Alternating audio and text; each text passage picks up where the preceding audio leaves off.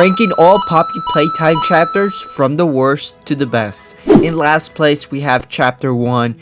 This is not a bad chapter. Just because it's last doesn't mean it's bad. It's just the others have just much more content in them. I will say that the Huggy Wuggy chase is still the best chase sequence in any of the chapters.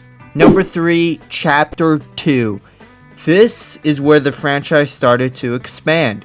We got more lore, we met Poppy, we got introduced to the Green Hand, which is my favorite one in the entire franchise, and it was used in a lot of great puzzles.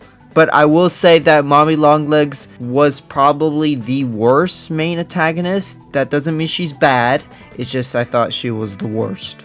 Number 2, chapter 4. The best thing is definitely Doughy. His character arc is just like sad at the end, you know, when you kill him, even though he saved your life from Pianosaurus, who was wasted, by the way. The puzzles were pretty challenging, but not as challenging as chapters 3. And the final fight was great, but it was a little buggy for me, and not as great as chapters 3.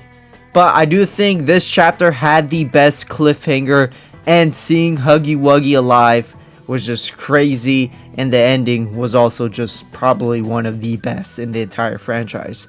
But in number 1, we have chapter 3.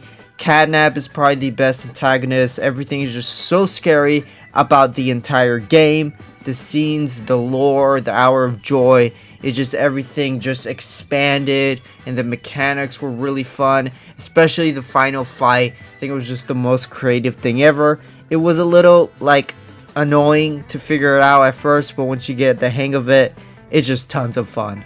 Click the play button for an in-depth ranking.